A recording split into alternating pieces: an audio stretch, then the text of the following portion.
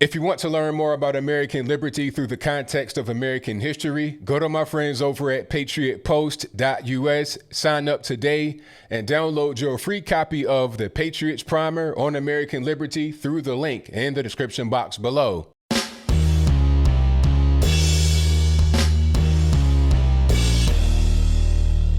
How's everybody doing? My name is Anthony Brian Logan, and today we got to talk about the fake news industrial complex.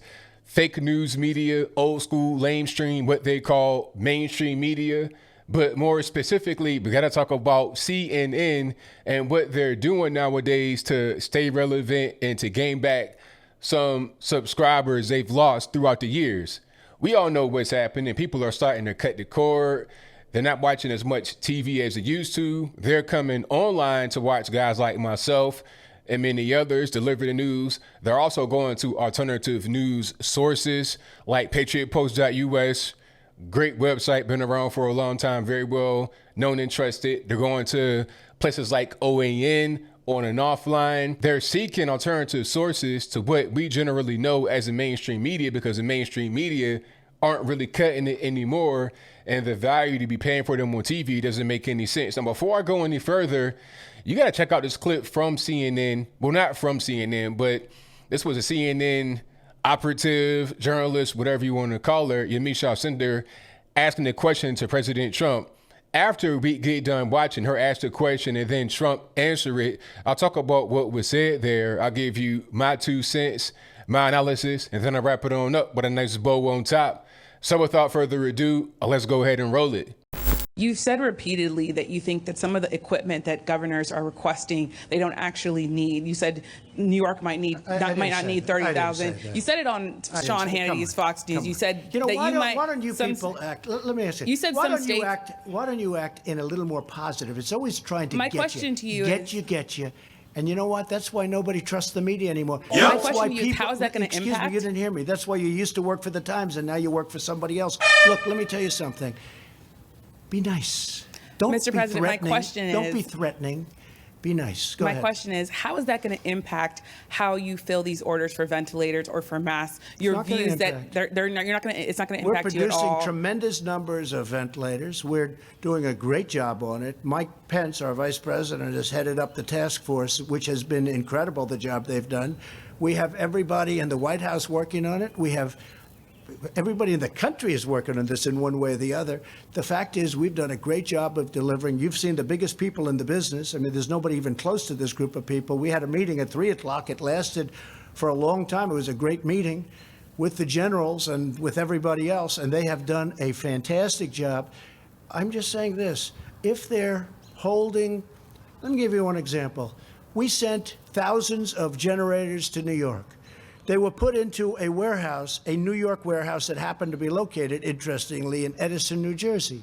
They were given to New York, and we then went to other places, also giving thousands of ventilators. The people in New York never distributed the generators. We said, why didn't you distribute them? Now, you have to understand, they have New York people working in those warehouses. They knew they had them. So we said, why didn't you distribute them? I hope they've distributed them now, but maybe they didn't need them so badly. But just so you know, we're all, you, me, everybody, we're all on the same team. You know, when journalists get up, and you're a journalist, a fine journalist, when journalists get up Sean Hannity and ask questions that are so threatening. I was quoting you directly from your interview with Sean Hannity. Take a look at my interview. What I want to do is, if there is something wrong, we have to get to the bottom of it.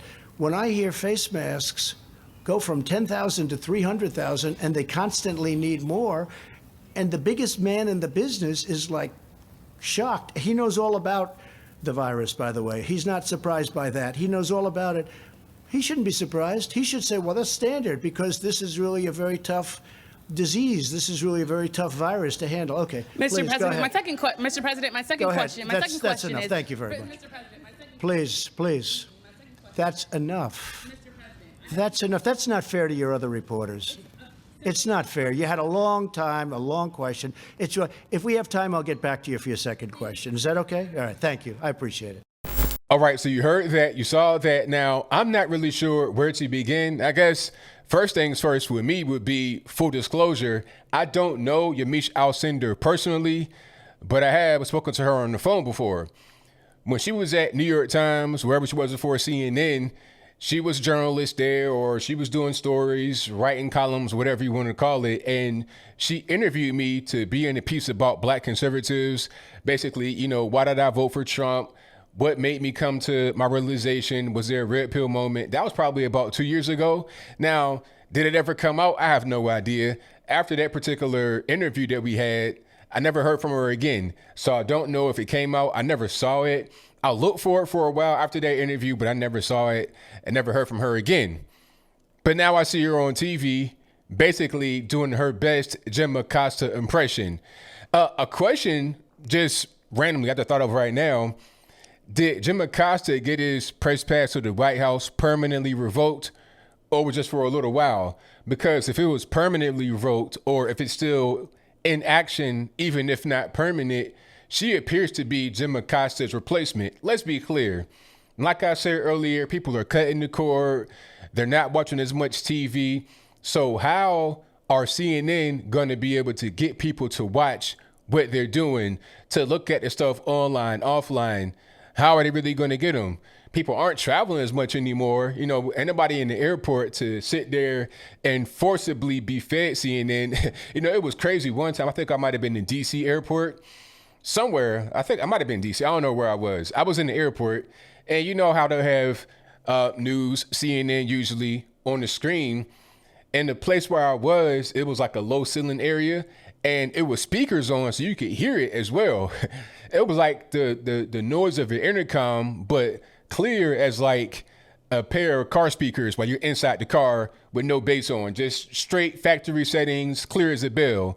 It was like Jim Acosta was right here talking to me in my ear when it was a quiet room, although I was in the airport. It was crazy. So they force CNN upon you in airports, in car dealerships, auto repair places where you have to be in general, just moving around, doing your everyday normal life. But since people are in the house, what reason is there for you to really watch CNN?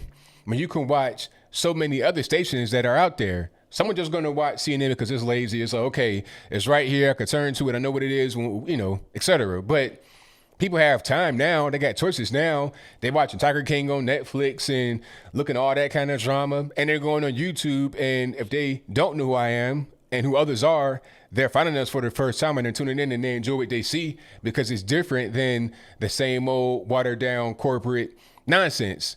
Okay, so what are you going to do in the meantime to generate the viewers, to generate the ad revenue, to generate the, I guess you would call it foot traffic, eye traffic, whatever you want to call it? Oh, let's have Yamiche Alcindor go out there and ask incendiary questions, not really trying to move on to the next person, kind of editorializing, changing the way that the questions were done in the first place and changing some of his words. That's what they do at this particular point in time. CNN is notorious for it. They've done it over and over, not just with Yamiche Alcindor, but with, like I said, Jim Acosta, who is pretty much infamous at this particular point in time for being that guy, for being a troll, literally, in the White House press room. Simple.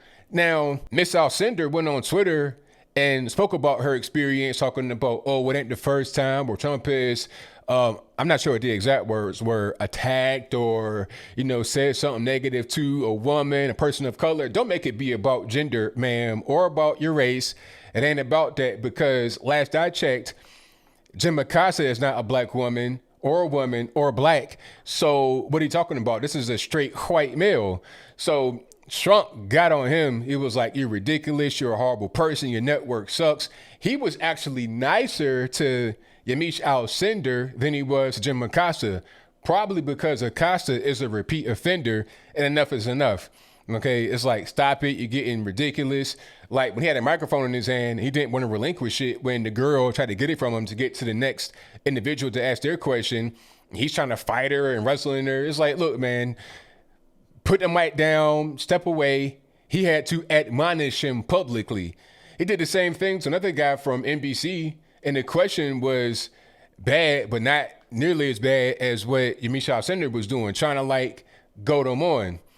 You see what I'm saying? So it's not a race thing or a gender thing or anything like that. If you ask him ridiculous questions, if you're doing ridiculous things, he'll attack you, and that's fine. You know, if you're doing the wrong thing, you shouldn't just be given a free pass.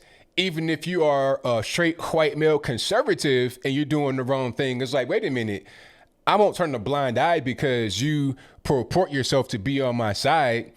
Okay, Mitt Romney, Justin the Mash, I forget who the other guy was that did something recently with this whole bill thing. Trump does not really care who you are. It's all about if you're doing the right thing or the wrong thing. You do the right thing, you get showered with praise. You do the wrong thing, you don't get showered with praise. You might get a couple of little verbal spars here and there, and it's simple as that. So as I close, I want to say this. CNN, they pretty much will do anything to get some ratings, okay? The whole thing with Yamiche Alcindor probably got more ratings than anything they've done on the virus or any other kind of breaking news story. This is how they maintain viewers. This is how anybody talks about them, because if it were not for your Jim Acosta, Yamiche Alcindor, and the incendiary things they tried to do to the president on the network when he's not there, or say to him when he is there to get a reaction, if it weren't for those things, and nobody would care to watch. For what? You're already giving out a bunch of social justice warrior fake information. What reason would I ever turn on CNN? Oh, for the drama, which is worse than a tabloid magazine.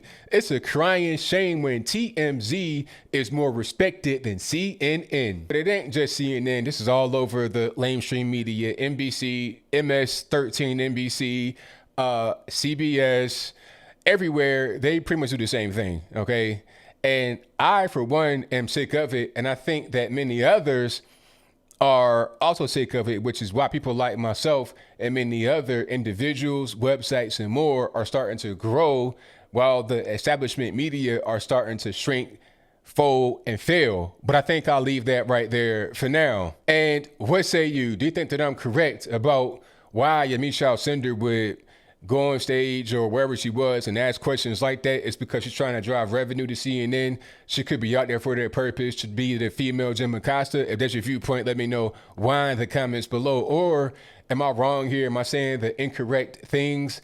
Is she just a strong woman just asking a question and the president got intimidated? If that's your viewpoint, let me know why in the comments below. And if that is so, if the latter is so, then explain to me why he would attack Jim Acosta, people from Fox, NBC, CNN. It doesn't really care, in my humble opinion. But if your viewpoint is different than mine, let me know why in the comments. If your opinion is the same as mine, let me know in the comments. And whatever other thing you want to say, please let me know in the comments below. And that's all I got to say for this video.